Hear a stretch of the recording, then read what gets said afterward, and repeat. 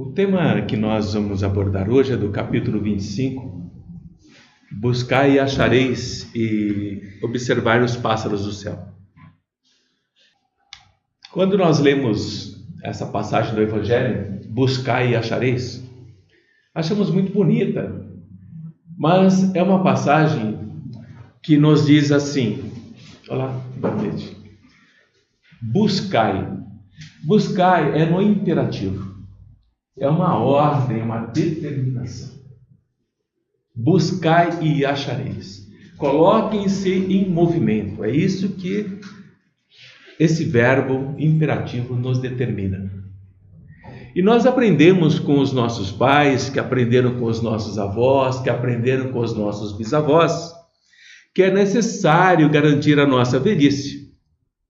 Quando no fim das nossas forças, teremos que nos sustentar. Teremos que ter onde morar, o que vestir, o que comer, onde dormir.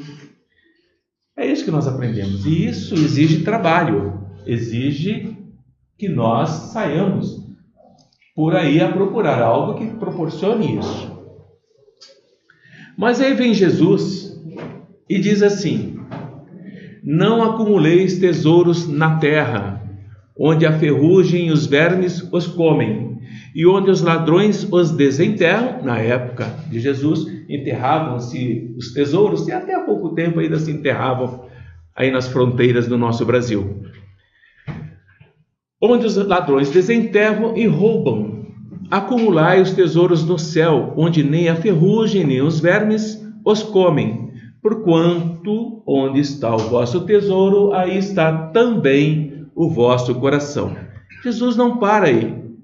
E ele continua: não vos inquieteis por saber, isto é, por procurar, onde achareis o que comer para sustento da vossa vida, nem de onde vos tirareis as vestes para cobrir o vosso corpo. Não é a vida mais preciosa do que o alimento, e o corpo mais precioso do que as vestes? Jesus faz uma pergunta. Lembre-se com quem Jesus estava falando. Ele estava falando com os sacerdotes, com os fariseus e com os escribas, embora falasse para o povo de uma forma geral. Observai os pássaros do céu. Não semeiam, não ceifam, nada guardam em celeiros, mas o Pai Celestial os alimenta. Não sois muito mais do que eles? Nós não somos muito mais do que os pássaros? E qual dentre vós o que pode, com todos os seus esforços, aumentar de um côvado a sua estatura? Jesus pergunta assim, traduzindo nos termos de hoje: quem de nós, por mais que nós nos esforcemos, aumentaríamos o nosso tamanho em um côvado? Um côvado, na medida da época de Jesus, é 66 centímetros. Ele faz essa pergunta. Nós não aumentamos nenhum centímetro, quanto mais 66. É impossível para nós. Então ele está começando a fazer uma analogia entre o mundo espiritual e o mundo material. E continua: por que vos inquietais pelo vestuário, pela roupa? Observai como crescem os lírios dos campos. Todo mundo conhece o lírio do campo? Todos conhecem? Uma flor muito bonita, muito colorida. Não trabalham nem fiam, entretanto, eu vos declaro que nem Salomão em toda a sua glória jamais se vestiu como um deles. Ora, se Deus tem o cuidado de vestir dessa maneira a erva do campo que existe hoje e amanhã irá para o fogo, quanto maior cuidado terá em vos vestir, ó homens de pouca fé. Jesus era muito direto. Não vos inquieteis, pois, dizendo: que comeremos? Que beberemos? O que nós vestiremos? Como fazem os pagãos, que andam à procura de todas essas coisas. Essa passagem é muito importante, porque vosso Pai sabe que tendes necessidade delas. Os sacerdotes eram aqueles que conheciam as leis de Moisés, conheciam as Escrituras, e os pagãos não. Então os pagãos viviam à procura das coisas materiais, porque não tinham conhecimento dessas leis. Mas esses com quem Jesus falava tinham esse conhecimento e procuravam os bens materiais muito mais do que os pagãos. Buscai primeiramente o reino de Deus e a sua justiça, que todas essas coisas vos serão dadas de acréscimo. Jesus está dizendo, quando nós nos preocupamos com aquilo que não pode ser comido pelos vermes nem pela ferrugem, que é conhecer o mundo espiritual, as coisas do mundo material virão por acréscimo. Elas chegarão até nós, de uma forma benevolente. Assim, pois, não vos inquietais pelo dia de amanhã, porquanto o amanhã cuidará de si, e a cada dia basta o seu mal. Cada dia basta o seu mal. E nós ficamos, e na época também, nos preocupando como será o amanhã. E Jesus está dizendo, viva o dia de hoje. Veja o que há de mal no dia de hoje e corrija para o dia de amanhã. Essa é a passagem. Isso está em Mateus. Se nós interpretarmos ao pé da letra o que Jesus está falando, seria a negação de tudo que é previdente na vida. Tudo que nós podemos prever, nós teríamos que ignorar. Tudo aquilo que nós poderíamos trabalhar, conseguir através do progresso, seguindo as palavras que nós acabamos de falar, não faria o menor sentido. Esse princípio básico do homem se limitar a esperar passivamente, vai contradizer tudo o que Jesus disse antes. As forças físicas e intelectuais que nós possuímos, elas ficariam sem sentido, elas estariam inativas. Porque não precisamos nos preocupar com o dia de amanhã. Não precisamos nos preocupar com o que comer. Não precisamos nos preocupar com o que vestir. Não precisamos nos preocupar com nada, porque o Pai proverá. E nós ficaríamos esperando que essas coisas viessem até nós. Se nós analisarmos um pouco mais esse pensamento de Jesus, nós vamos concluir que é contra as leis da natureza, que está muito clara no Evangelho, e com tudo o que ele disse no passado.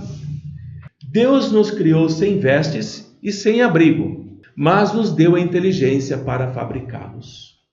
Então está claro que não podemos esperar passivamente que essas coisas venham até nós simplesmente porque acreditamos no plano espiritual. Temos que trabalhar, sim, e muito.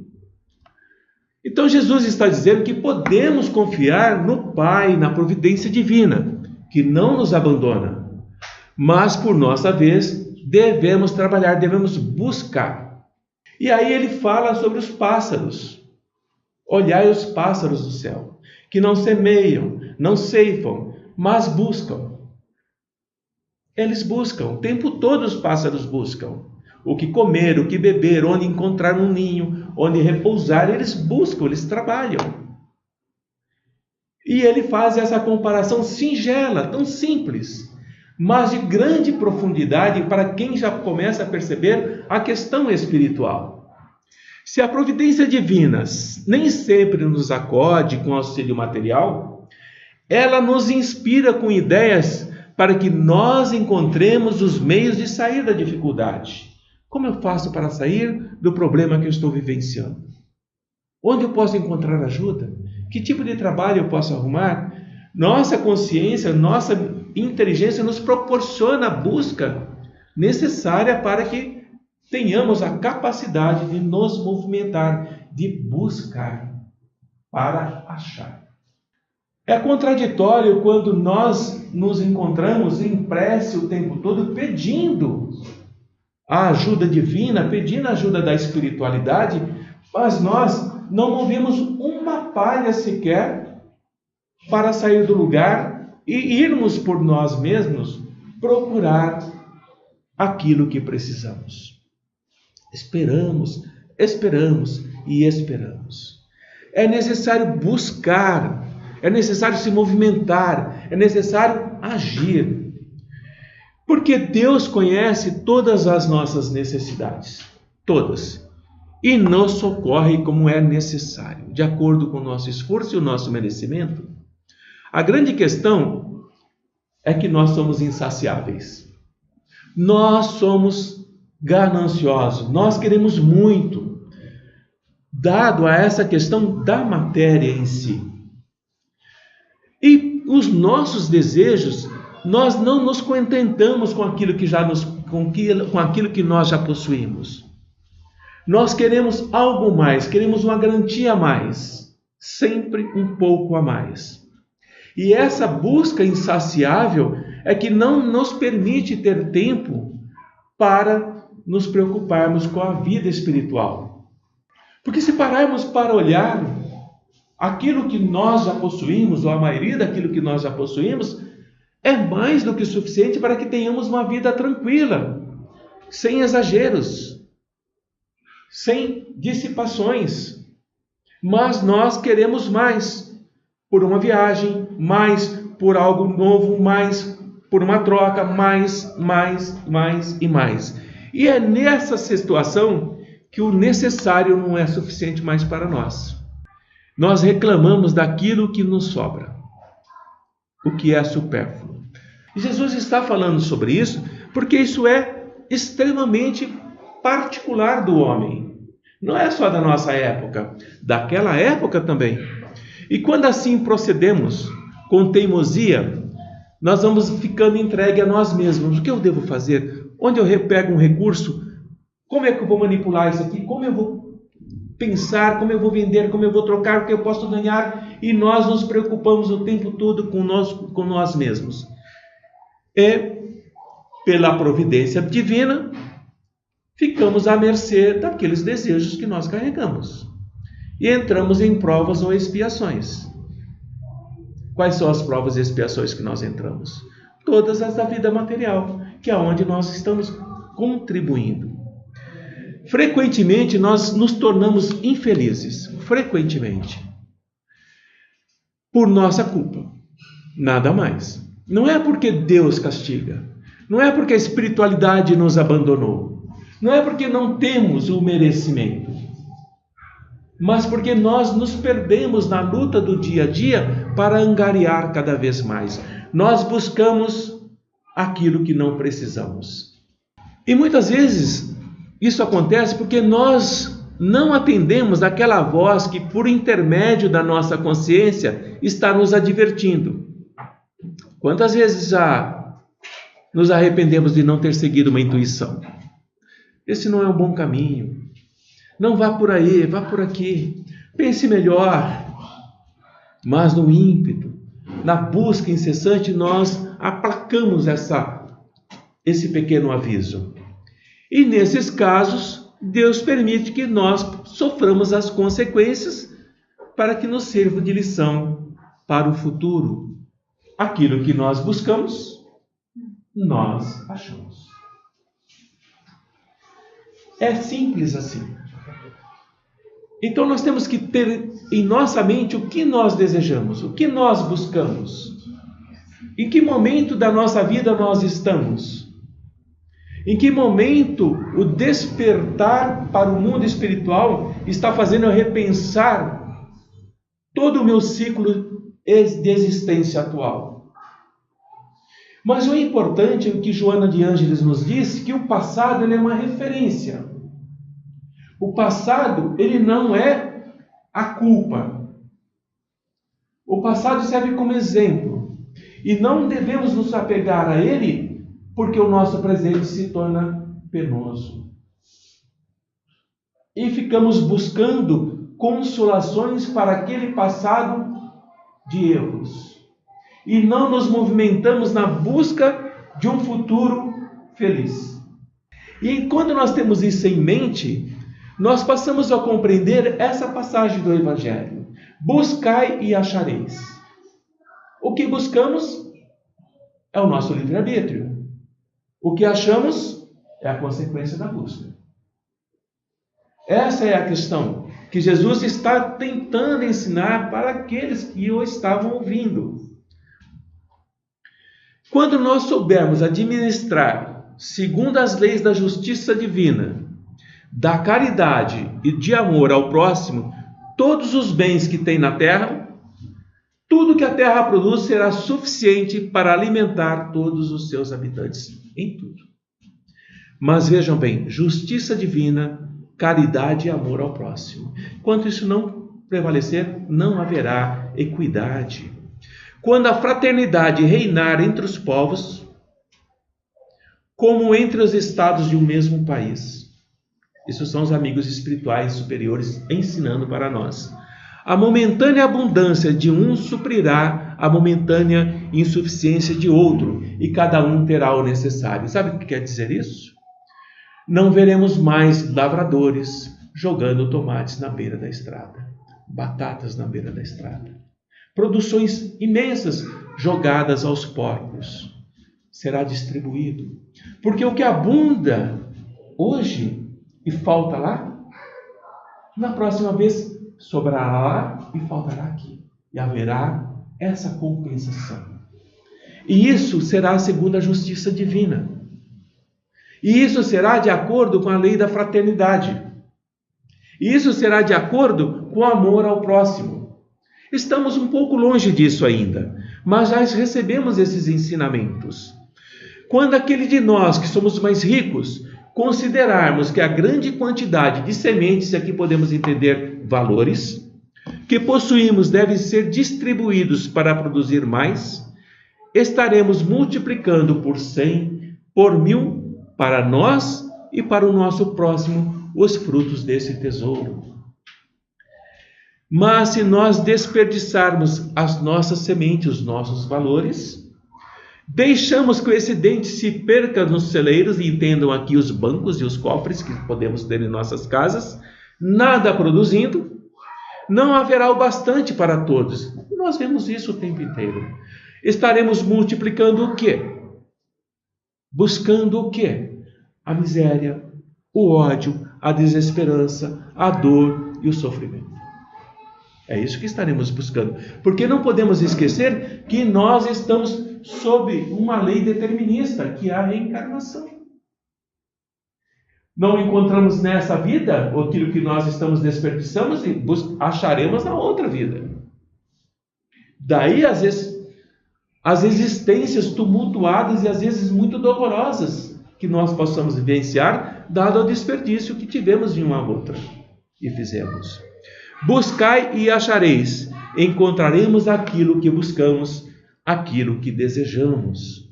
Essa é a verdade que essa passagem nos traz. E Jesus fala também que os vermes devorarão os tesouros acumulados na terra. Aqueles homens da época, o que eles imaginavam? As sementes que eles poderiam plantar seriam devoradas pelos fungos, pelos ácaros, pelos insetos, pelos animais, pelas pragas. Hoje, não importa se nós temos nos nossos cofres, ou os grandes milionários, bilhardários, têm nos seus cofres diamantes, dólares, euros, moedas, joias, todas amontoadas ali em cofres super secretos e super escondidos. No lar ou nos bancos, não importa, são tesouros da matéria, da terra. E eles também serão devorados pelos vermes, pelas pragas.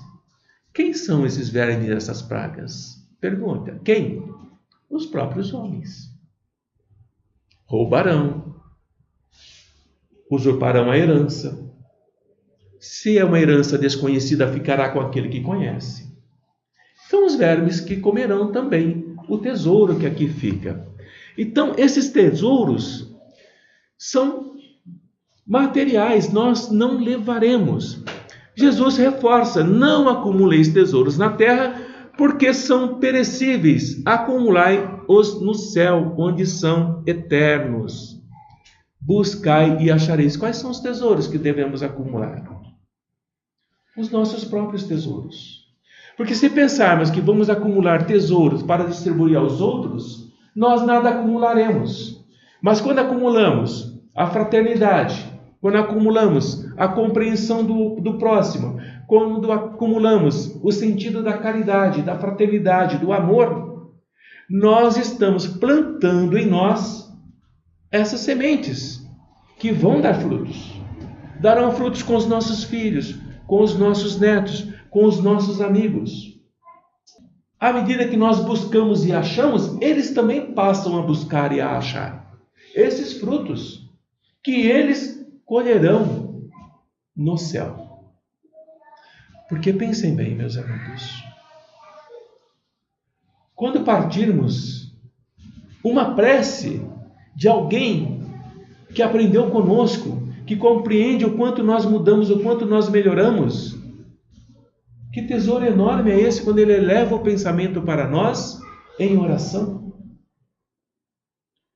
pela singela atitude de algo que não nos custou nada. São desses tesouros que Jesus está falando. São dessas preciosidades que ele fala para conosco. Cultivai os tesouros do Espírito. Buscar e achar é uma questão de escolha, de livre-arbítrio. Não há outra forma. Com essas considerações, chegamos a uma reflexão um pouco mais profunda. A caridade e a fraternidade não são decretadas por leis. Ninguém diz para nós, vamos fazer uma lei onde decretamos que a partir de hoje todos terão que ter caridade e fraternidade em si. Não existe isso. A caridade e a fraternidade, elas são plantadas por nós em nós mesmos. Quando recusamos um pensamento malévolo, quando recusamos uma atitude mesquinha, quando pensamos um pouco mais sobre o que vamos fazer, coisa que não pensávamos antes, estamos praticando a fraternidade e a caridade para conosco. Estamos angariando tesouros. E esses tesouros serão de grande valia para a espiritualidade quando nós formos para lá. Porque nós estaremos trabalhando com eles, ajudando-os na administração desse tesouro. Nós não seremos aqueles que estão lá para pedir socorro, para pedir ajuda, para desesperadamente lastimarmos aquilo que nós fizemos aqui. O quanto nós deixamos de fortuna aqui. É dessa forma que nós temos que começar a analisar a nossa existência atual. Eu não digo a palavra vida. A nossa existência atual, que faz parte da nossa vida. Quantas existências nós já tivemos? E todas elas formam uma vida, a única vida que nós vamos ter. E é dessa forma que nós vamos caminhando, evoluindo. Se a fraternidade e a caridade não estiverem em nossos corações plantadas, regadas, adubadas por nós mesmos, o que brota? Ervas daninhas. Não há outra coisa. Quando nós não cuidamos de um jardim de rosas, que nós pegamos sobre a nossa responsabilidade, lindo, maravilhoso, florido, perfumado, não cuidamos, o que toma conta dessas roselhas?